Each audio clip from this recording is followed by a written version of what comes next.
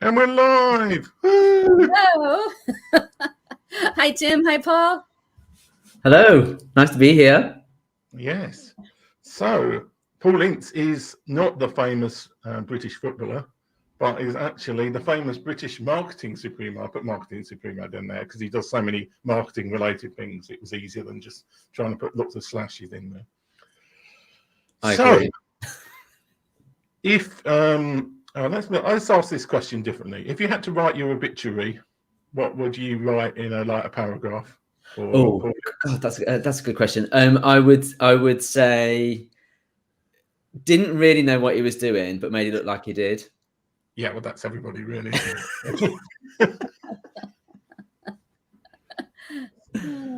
So, well, the question is like, who is Paul Ince? Because then I don't have to introduce you. So, like, what are you known for, and what do you want to be known for, and what do you not want to be known for? So I want to be known as a good human that is kind and cares for people. I struggle with that sometimes. I am I'm a business owner. I own a content production company called Like My Media based in the UK. And we specialize in creating content for businesses. So social TikToks these days, video podcasting, writing, things like that. So don't ask me questions about websites or SEO because that's for really clever people. I just now am interested in lip syncing and dancing on social media. Now is my time. So I run that agency. I run that as a business. I also host and am a founder of MarketEdLive, which is a marketing conference or series of events or whatever we decided to do each year. That tends to run annually every September. And that is for people who are just interested and want to get better at marketing and want some new ideas and inspiration and fun. And I also host a podcast, an award-nominated podcast, right? Twice a finalist in the Quill Podcast Awards. And each time we've lost out to the New York Times, which I think is just unfair because they've got more resources than we have. But my podcast is called Humans Exhaust Me. And it's a news and politics show where basically we spend about 30 to 40 minutes each week picking on a topic and talking about how human beings can be pretty awful. Yeah.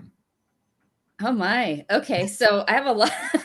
Your turn. I have a lot of questions and I don't know where to go with this, but hi, Chrissy. Chrissy Buck says, good afternoon from Kansas. Hi, Chrissy. I haven't had my coffee yet. Okay, Paul, actually caught my attention was the lip syncing. After all of this, you're lip syncing on, I'm guessing on TikTok. Is that why you mentioned that? Well, actually, I do it on Instagram Reels, which is, let's face it, the same thing. But I'm definitely a late bloomer on this one. I resisted it for a long time, and I'm like, don't be ridiculous. Like, surely, a guy in his 40s can't really be standing there like lip syncing or doing all this stuff. And so I resisted it for ages, and over time, I've just given it a go and now I quite like it. So I'm not very good at it. Well, I mean, I'm all right. I mean, I've got my own style and technique. And don't get me wrong, you're not going to find me doing lots of that. But if I find something that I find quite funny, I'm willing to give it a go more than I was. I love this. Okay, let's ask actually about marketing. I've been sitting in meetings lately. I've been sitting in meetings lately having this discussion about marketing. And so I'm going to ask you a very basic question because I think sometimes people are confused with the word event. What exactly does marketing entail, Paul? How long we got?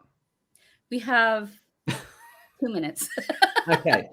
10 seconds. What does it entail? I don't know. I think that's like such a massive question. I think for me, marketing is really about trying to find a way to connect with some other person to put a case forward as to why your business or organization, or whatever it is that you're trying to sell or do, is the thing for them. I don't like words like convince. I've got to convince them, or I've got to convert them, and things like this. I think they're very old-fashioned words that kind of force people to do stuff. I think the days of forcing people down a certain road into a funnel or to take some kind of action just feels a bit antiquated to me. But at the same time, I think you do have to kind of make sure that people actually do something. Otherwise, it's just all a bit like, hey, we're here, and so what? So for me, it's very much about the other person, the person that you're trying to connect with, thinking about them, and just showing them that what you do is the thing that they need. Okay, so if we're asking like fundamental and annoying questions, what's the difference between marketing and sales in your mind then? Are they the same thing? Are they different? Is one a subset of the other one?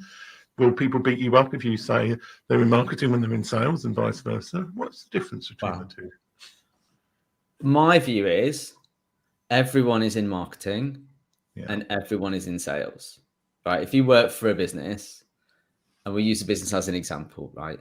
But if you work somewhere, some element of what you do will contribute to how somebody else, like your customer or target customer, feels about that company. Maybe you are the person delivering the package. Yeah. Right. That experience of somebody delivering that package is partly marketing because it reflects back on the company. So, for example, if a company chooses certain delivery companies, which we have a few over here that get a bad rep, if you choose that and they chuck your parcel over the gate and it breaks whatever's in it, that's not a great experience. And although a company can blame that company, it really comes back to you. If someone rings your company and they get somebody who's in a really bad mood on the telephone and have a bad experience, that's reflective of that company. If you have a great experience of that, if someone's really helpful, goes out of their way, you remember that's great marketing. So I think like everybody is a marketer, everybody is in sales. Now, in terms of those two, like let's call them departments, I think they need to work much more closely together than sometimes people think. And, if your marketing is not thinking about how you can generate sales, then I think there's work to do there. But then salespeople shouldn't just expect to be like given like this hot lead just to pick up the phone and say, do you want it or not? So for me, it's all the same. Okay. I have a question that goes along these lines, and it's very specific when I'm asking. Sometimes we sit in meetings and our organizations or our companies don't quite understand the difference between marketing, sales, PR. We just know we need more people to see what we're doing. We need more sales. We need to know, but people behind the scenes don't really know. What is the difference between PR and marketing, or is it the same?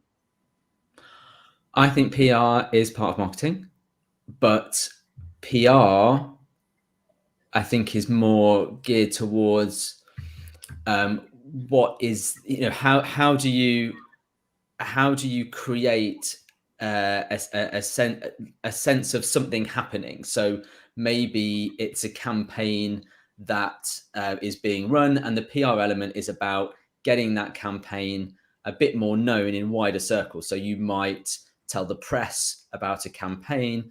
Okay, the press are like, well, so what? But if the campaign is exciting enough, then the press might then pick that up and do something with it. They're not, it's a thing that's often like said to me from like businesses or clients. They go, we've opened a new office and we want some PR about it. And I go, no one cares. No one cares about your new office apart from you. No one cares about like your rebrand, right? Apart from you. But there might be something in the story about why it's been rebranded or why you've opened a new office that some organization might pick up on and go, oh, that's fantastic. So it might be, I don't know, let's say, for example, you opened up, this is quite a good example. If you opened up an office in Northern Ireland, this is one for the European audience.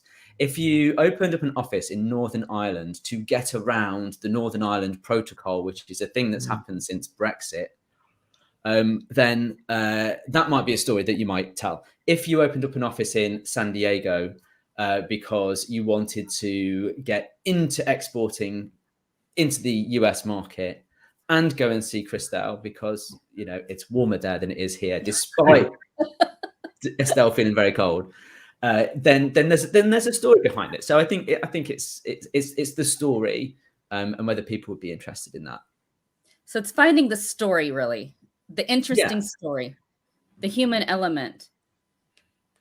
I mean, it could be human. It might not be human. It could be about animals. It could be about anything. I mean, it needs to be something that a human being can connect with. Otherwise, it's not going to be interesting to people. But there's a really good example of a company called Game in the UK, which is like a gaming retail store.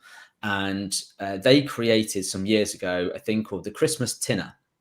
And this was Christmas dinner in a tin, in a can. So it had different layers. So it had like the turkey, the gravy, the Brussels sprouts, the potatoes, then the parsnips, and then like the Christmas pudding and the brandy sauce and the mince pie, you know, like everything, sweet, savory, the whole lot in a can. Absolutely disgusting. But that concept of it being really unusual is what got attention. Okay. Yeah. So this is not a question I've ever asked you before, but have you always been in marketing, or did you? At school, were you like, I really want to grow up and be a marketer, or did you used to do something else and then you ended up in marketing? How did you end up in marketing in the first place? So I originally wanted to be a war correspondent. That's what I wanted to be. Right. Yeah. At school. That's what I wanted. I wanted to like be a journalist. I wanted to go to the front line and report from war zones. So I think that stems from the first Gulf War, Desert Storm. I remember being like 15, 16, and I wrote a diary. I don't know why I wrote a diary. I wasn't there, but I wrote a diary because I think I felt like this was important, right? And so that's what I wanted to do. So everyone told me, like teachers, careers people, they were like, well, you need to go to university and study English because that's how you become a journalist. So that's what I did. And then when I finished uni, I decided at that point that I didn't want to be a war correspondent. That was too risky. I wanted to go, and I still wanted to work in the media, but I wanted to work in like radio. So I tried to get into that, and long story short, it just didn't happen. So then I found myself working in technology. And so I spent quite a long time working in technology and working with like Microsoft and things like that. And it got to a point where I was sort of talking to people about how some of these technology solutions fit together. And I would use my written skills and I would write blogs for the company that I worked for. And then this thing came along called social media. And one of my bosses went, what's this thing called Twitter? And I was like, I don't know, let's have a look. So then we started to use Twitter in the company to just talk about the technology. And so my job pretty much became a content creator for technology and going to conferences, and that's where my love of conferences came from. It's like being told to go there and find stuff out and create content and write blogs and create videos and tweet about technology, and that's how I got into it, really. And then I just decided randomly to give up a really well-paid job doing that and set up my own business. Okay, so the other thing that Tim mentioned is you're a marketing Supremo. Tell us what exactly that means. I have no idea. Tim put that. I put that down to cover it well. That is not how I describe myself. I'm a humble British guy. You know, I'm not a Supremo. I usually start by looking at somebody's LinkedIn profile, and yours has about 15,000 things. It's kind of like marketing consultant. I haven't got it on there at the moment, but it's like a marketing consultant, conference organizer, part-time lip syncer, podcast thingy. It's about 15 different. So I just combined it all as one, and then put podcaster because the podcasting thing is different. So yeah, well, I mean, it is. I mean, what's interesting about that is, of course, I've sort of ended up doing what I set out to do, which is just on a different kind of media. So a really, really interesting thing happened a few weeks ago. So I was doing a red carpet live stream for an awards ceremony. I did it for a series of awards ceremonies. Where I did 40-minute sort of like pre-award show from the red carpet. I was like Ryan Seacrest, basically. That's what I was channeling, but for like, you know, smaller businesses. And I was at my mum's house. I went and visited my mum, and she was like, "What do you do again?" Because like, you know, none of my parents like really get it. So what do you do again? I was, I've got something I can show you. So I showed her the YouTube live stream, and she was like, "You always wanted to be on the telly," and I was like, "That'll do." Yeah. So that's the different aspects of it. I think what it is, because it's the thing that is central is content, right? So I'm a content marketer. I'll create and produce content, whether that's written or video or audio or whatever it is. It's definitely about content creation. So that's more, I feel like more of a Supremo than about content than anything else. And Chris is right. Supremo is definitely better than Guru. Yeah. So so that's the thread I think that runs through it. But then, you know, over time, as you get experience, you feel a bit more like authentic enough to kind of be able to give some advice, I guess, rather than just do it. But so the podcasting thing, it's kind of separate, but it's very much content. Yeah. And it's all marketing. It's all, we have someone who has a question for you, Andrew. Andrew says, seems the days of posting a graphic with an enticing description and a link no longer work for me for affiliate promotions on social networks. Can you give me some insight as to what might work best nowadays for affiliate marketing on social? My guess is videos and reels. What do you say, Paul? Well, Andrew, with these kind of questions, it's a bit like, well, I suppose it kind of depends on what the people that you're trying to get are into. I mean, we could go down the video and reels route, but if they're not watching reels or TikToks or whatever, then you're maybe not going to get in front of them. So I would caveat anything with that. But I think what we see in our business and working with lots of different businesses and different types of people is that video in some form is pretty much the standard now. Even the process, if you picture yourself opening up your mobile phone and opening up Facebook or LinkedIn or whatever, and you're presented with your newsfeed, the first thing that anyone does is start scrolling. And I don't think we really know what we're scrolling for. I think it's become muscle memory. We just scroll and we're looking for something to be relevant. And so something will trigger our mind to go, oh, that's a bit more relevant than the thing I saw above it. So I'll just pause on that and just look at it.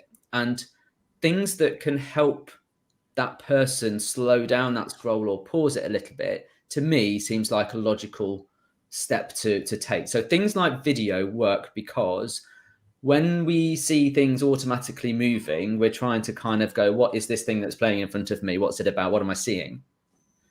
And things like captions and stuff help with that, because it helps our mind go, right, I'm seeing this thing. Oh, this is relevant to me. I'll watch it. So I would say videos is a good thing to start with. Reels and that kind of thing, the benefit there is reach. So they're seen by a lot more people. So if you want the numbers, then that is definitely something to do. So reels reels, do videos, do a bit of lip syncing. I don't know. But yeah, I think that is a good angle to take, Andrew. Yeah. So, well, I'm going to follow on from that question, because I know I did promise you non-businessy stuff, but we seem to basically end up talking businessy stuff all the time. But how do you determine, as a content creator, who the kind of people are that you should be reaching out to. So we don't know about what kind of affiliate business he's in, but let's say it's widgets. There's like widgets he's trying to sell or something along those lines. How does he work out who he should be targeting? What kind of tools do you use to work out that process? I mean, I don't use a lot of tools for things like that. So I would depend. So with affiliate stuff, there's obviously a product, and the product's being created by somebody else. So they will have done some kind of analysis on their sort of go-to-market strategy in terms of who this product is for. So if we were to take something like, let's take male grooming, which is like massive now. Oh, okay. Didn't exist advertised a lot on YouTube. Yeah, right. Didn't exist before. So they're just basically shavers, right? But they're closer, right? And they've given them a name, Manscaped or whatever. Yeah. And instead of doing it up here, you do it other places. So they've worked out that obviously it's a shaver. We all have body hair, men and women, but this product, they're trying to focus it on the male market. So they've, it's not pink, it's black, right? And they've called it Manscaped because we don't want to say whatever, the word is to people to feel less masculine, right? So they've decided what it is, and that would give you the first idea of who it's for. So we know we would be targeting men, and we would be targeting men who have body hair. So that gives you an age range, at least to start with. And you're probably then looking for some personality traits like men who have body hair who want less of it. So perhaps they are conscious about wanting to look neater, or maybe they're into fashion or whatever. So I think you kind of build it out from there and then see. And then for me, you just like play with a few things. So you try different things out and you see what works. I think it's a really good idea to come up with a person, and like give them a name and like start thinking about which celebrities they follow and who they, maybe they're watching the World Cup at the moment, but they, and they really like Cristiano Ronaldo because he's like a superhuman, and you just draw this like picture in your mind of who it is and write it down and go from there. Okay. Tim, you said that you promised him non-work related stuff. Is that? Well, I'm interested in the podcast because you tell stories on here. Tell us about your podcast and maybe one of your favorite moments on it.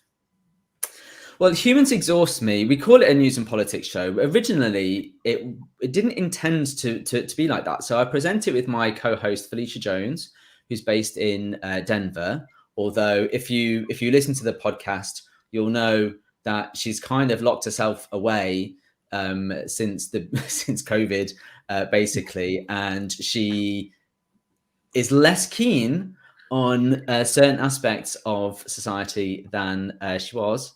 But she's currently in an RV traveling around like Alabama or somewhere like that. Her future lies on a boat, apparently. Which is nice. So how it came about was she runs a business called I Find You Clothes, which is a business that if you're a speaker, you can subscribe to and get speaking opportunities. Right, that's her business. And I spoke at one of her events, and she spoke at MarketEdLive, and became good friends. And then over lockdown, we were just talking about like the situation. Right, how weird it was and different it was, and all the stuff that was going on, and how people were behaving, and we share similar politics, so that was helpful. And she just said, "Oh, humans exhaust me," and I was like, "That's it.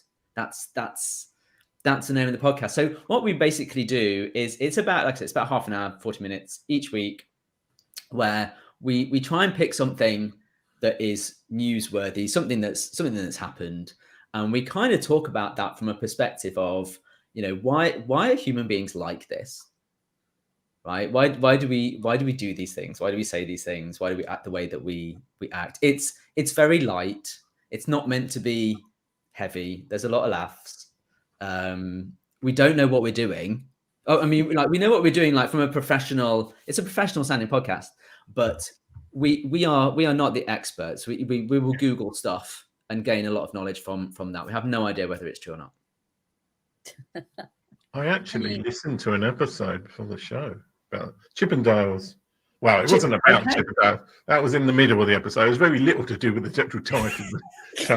It was, but you know, you need a title that gets people to go, oh, what's that? Do you know one thing we've really found, or I've found, because I actually do the setup and the publishing of it, is if you pick a title that is very likely to be what people are searching for, that makes the difference between how many people listen to it. So we had a show once called Marriage Advice. Yeah. And obviously there's a lot of people searching for marriage advice on Google. Yeah. Because it absolutely listeners went ballistic. So then went through a period of calling everything something advice to try and see if we could pick on that. So I think like last week we should have called it like Harry and Meghan, because that's the only thing that people were talking about, it seems. But if you pick well, look, it's helpful if you run if you produce like a news kind of based show, because that's what people are searching for. I wouldn't say call a marketing podcast Harry and Meghan, but you know, if you think about what people are searching for, then absolutely it definitely changes like how many people listen to your show. Okay, so when you called it marriage advice, did you actually give marriage advice, or was this like a tiny segment so you could tell us about this?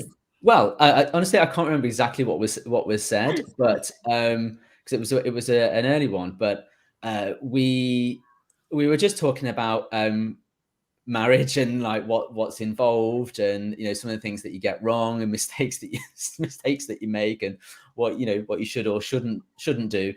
Felicia is married. I'm divorced, so you know, I wouldn't have listened to my advice to be honest, but. That's the kind of conversations that we have. It's definitely not meant to be overly serious. I wouldn't take my advice necessarily on everything. Can you tell us your favorite show that you've done? This sounds funny. Oh, this is where my mind goes blank, and I need like all the list of shows that we've done. We've talked about COVID a lot. Because that's where it started. And you see, originally we thought that we were only going to do a show for like maybe a few weeks. Yeah. But like, I mean, COVID really was the gift that kept giving, in terms of like things that were happening, or things that people said, all sorts really. So we just ended up talking about like a lot of the rules that in the UK were put in place. Like, I think our first show was like the rule of 6 or something, which we didn't really understand. But well, I mean, we did. You could only have 6 people, but you know, we were talking about that. Yeah. But it just kind of, I don't know. It just kind of depends on what's going on. We've talked about religion. We've talked about the US midterms. We've talked about alpha males. We've talked about Liz Truss was a gift. Liz Truss was an absolute gift for like the 44 days. Not to the UK, but yeah. You know, I mean, there's like, what's happened this week? What did they say? Like, that was fun. Conspiracy theories, quite like a conspiracy theory. That's good.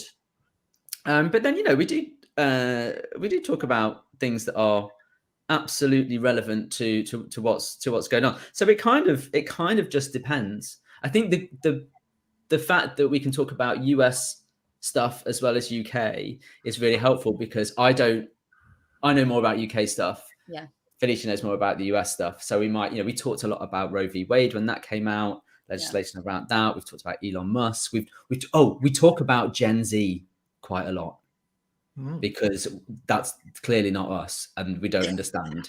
So there's a lot of kind of what does this mean? So have you heard of the word chuggy? No. Right. So if something's chuggy, it's like old and uncool. Oh, so that's us. Yeah, That's so, us. We're old and uncool. This is us. Yeah. But the things that were described as chuggy were just bizarre. So lasagna, chuggy. Herbal essences, chuggy. I mean a brand. So just herbal. I don't. What is wrong with herbal essences? I don't know. Chrissy just said Chris is like down with the kids. Down with the kids, yeah. She uses it all the time, but I think she works at a university, right? Disney adults. Oh, Disney adults. Oh, what's a Disney adult? Are they like adults that go to Disney? Chrissy, what does this mean? Surprisingly, lots of people who are adults go to Disney. I was going to ask if chuggy's a British word, but clearly Chrissy's using it, so it's not. She's going. I bet she goes into like a thing with her hat the wrong way around, doing like, "Hey kids." This is not relevant, but I feel like this is where the show needs to go. So, if we're talking about different generations, one of the things that I've learned quite recently is like the difference in the heart symbol. Okay. Oh, here we go. Adults are obsessed with Disney. Yeah. Right. So, do you know the differences between the heart symbol? So you know, like this. Yeah. Yes. Right. Okay. So that's like your millennials, your Gen X and your millennials do that. Okay. Your Gen Z is kind of, they're all like doing this. Okay. Like, their fingers, and then like the young kids, like the Gen Alphas, it's the finger heart. They do this. They create a little heart with their finger. Yeah. You see, I've taught you something. You can use that. You can use that to like show how cool you are. I think you and Chrissy are having a who's the coolest with the kids on. They really are. I think what's actually happened here is we found out Chrissy and Paul are cool, and Tim, you and I are not. I gave up being cool years ago. I've never been cool, so it's like being old is an excuse for not being cool, which is good. Oh well, everything that my kids say to me is everything that I do is they just go cringe. It's like cringe, yeah. I was told I was cringy by my son. Yes, well, you would be. You see, yeah. I mean, literally everything that I do is cringe. It could be. I don't know. Like I've put the knife and fork on the table when I should have handed it to them, and that's cringe. Or they absolutely. My kids hate the fact that I do stuff on social. It's cringy. It's cringy. Yeah. Oh my God, what are you doing? It's so cringe. Stop it. Get off. Well, I think there is an element of social media of getting through that barrier of being embarrassed. You need a very high embarrassment threshold, or you need to be totally self-deluded if you go on social media. Or just super ADHD, and then actually very good, but that's a very small thing. Because the only way you get good is by constantly doing something until you get good at it. And so you have to go through that cringe, almost the cringe curve, where like you get through the cringy bit to where you're not too bad. Tim, I feel that is a blog post in the making. The cringe curve. There's like a model there. That you could write, you could do a paper on it. You could write about like how you start off on the cringe curve and where you go with that. Yeah. But there's the reality, Tim. We're always going to be cringy. Extra graph of how old you get and how hard it gets to get. Yeah, different axes. Yeah. Well, we haven't talked about. We might as well talk about MarketEdLive a little bit and the conference thing before we finish. So, why is MarketEdLive such a great conference, and why have I gone about 5 times, apart from covering the community reasons? Well, Tim, you're one of the very few people in the exclusive club that's been to everyone. Yeah, I think. Which is greatly appreciated by me. MarketEdLive is an event. I mean, it's maybe a bit more than that now, but it's an event that we started in 2017 because we liked going, me and my co-founder at the time, we really liked going to events and conferences. And we were in a pub and we're like, why? God, it's always like somewhere else. It's never around here. We always have to travel to London or overseas or whatever, which is fine. And we were like, why don't we just put something on here? So we We did, basically. We put it on. We had no idea whether anyone would come. We convinced a load of speakers to come and speak. So I know that you've had Victoria Taylor on this show. She came and spoke. Andrew and Pete came and spoke. Chris Ducker, Brian Vanzo did a video for us. And people turned up, and it seemed to be okay. The idea behind it is to kind of inspire people to be better at marketing, to try and get people to think a little bit more than what they do. So it's less kind of how to build an email list and more is an email list a way of encompassing empathy with Gen Z and their chuggy nature or whatever. It's kind of a bit more conceptual in some ways, but we try and keep it community based and fun, and throw a couple of parties, and not heavy. And I think we've got a nice crowd of people like Tim who attend and see each other. And I enjoy doing it. It's completely stressful, but actually it's enjoyable. So it's the middle of England. Is this where it is, or is it virtual? Yeah, no, we've done it in the Midlands, so in the middle of the UK. Every year we've done it in a few cities and tried different places out. Sometimes we just get a bit bored of a venue. The first year, no one actually knew where it was. So I mean, people in the Midlands did, but anyone that was outside of the Midlands, they were like, "Where's that?" So we've had it in Nottingham, we've had it in Derby to begin with, we've had it in Nottingham, we've had it in Birmingham. And we're just thinking about what to do next with it, really. It's been quite fun taking it somewhere else. Dart. You get a map in the Midlands, you get your dart, and you're like, hey. Well, we actually had someone inquire whether we wanted to take it to Dubai, and we were like, yes. Ooh, yeah. If you're paying, yes. It's not come to anything though, but it would be quite cool. We've kind of got it to a point where it's quite sustainable as a conference, like in terms of its footprint is quite low. Like in terms of what we take, we don't have a big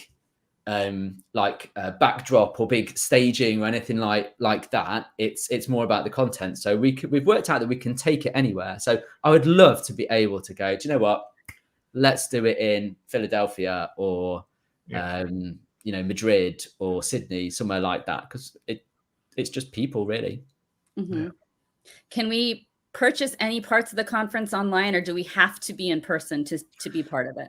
So we film it, and then we put the videos of all the sessions online. So you could go to MarketEdLive right now, and you could access the recordings from the September event. And I honestly can't remember how much it is, but so that's our way of doing that, because not everybody can get there. And so we wanted to make sure that people could rewatch it and also get the opportunity to watch the great speakers, because there've been some fantastic speakers over the years. Yeah.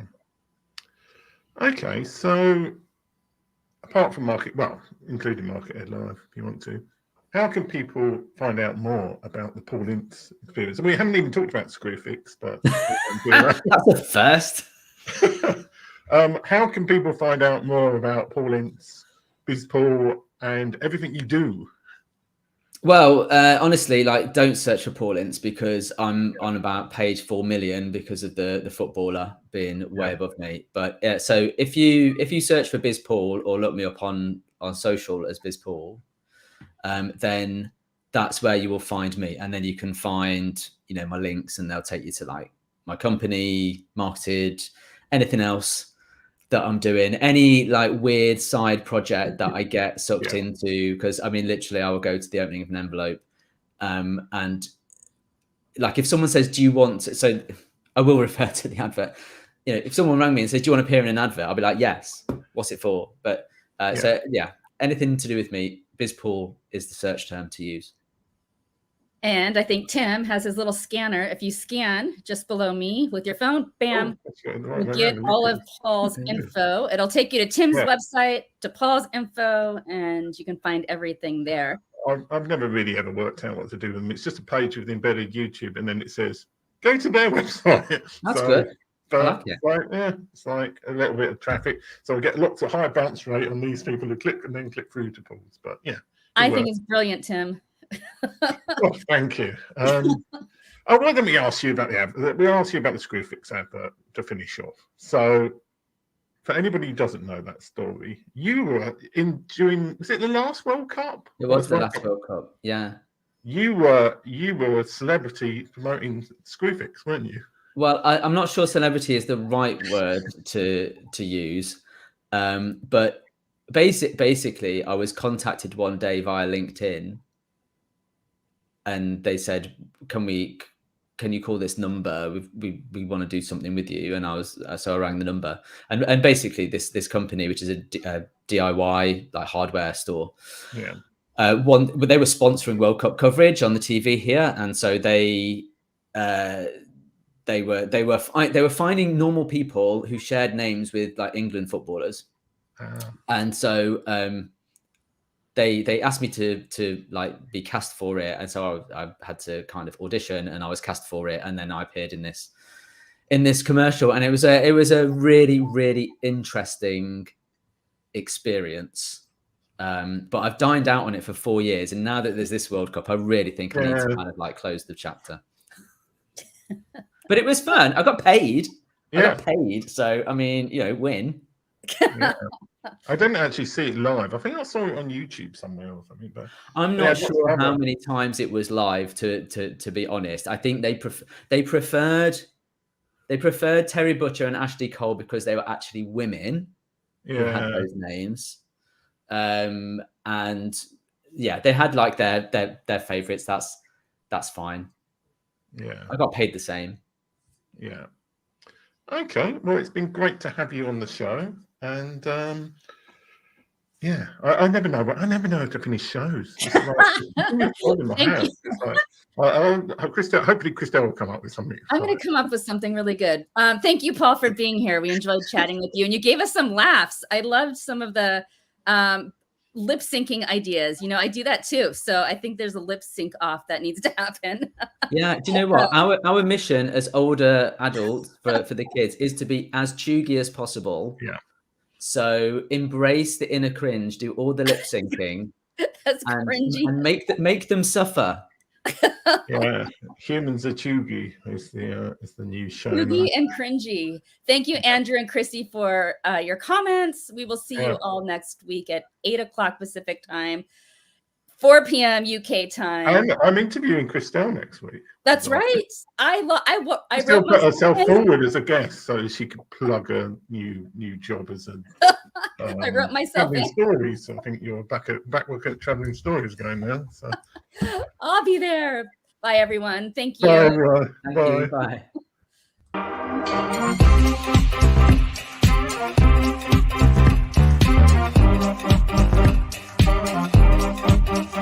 This is what God requires.